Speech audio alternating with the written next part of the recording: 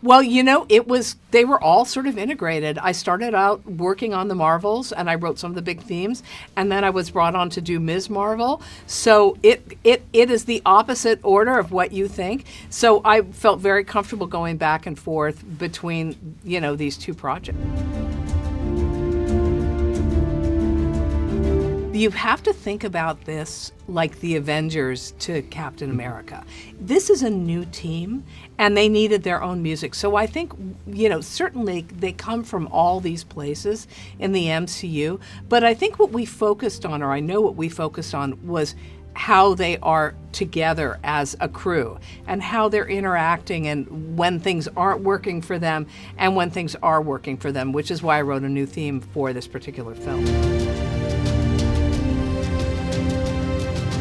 Well, I think I'm going to wait to really get into that until people have seen the film. But what I can say is that when Nia first approached me, she said, I want a space opera. I want space chanties. And we talked a lot about different kinds of voices and how we might be able to use them. She wanted like really low voices throughout the whole score. So I think singing is a big part of the sound of this film. Well, I think that, we mostly focused on where they were coming from emotionally, as you do in any part of any film.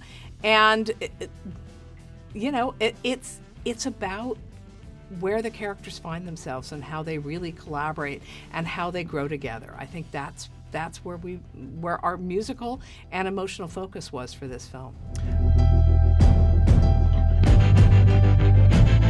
What a great question.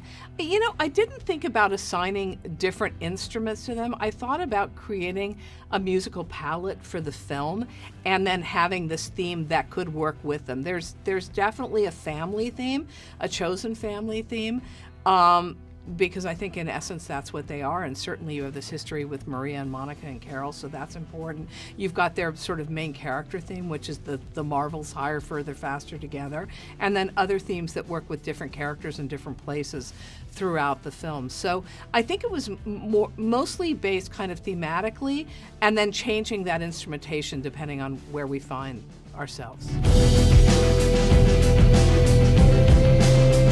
Every single project in any domain is completely different, and these two were completely different. Ms. Marvel was fast. So I think I came onto it in February and the shows were on the air in June. So that was like really, really compressed.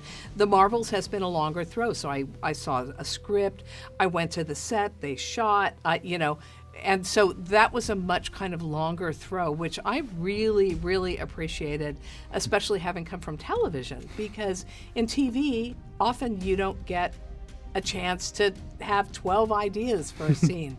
And in a movie you do. Like you get to look at it and then you look at it, you might look at it with some people, let's try this, or so I love that ability to really come back and and to play with stuff and to really make it exactly what I wanted it to be.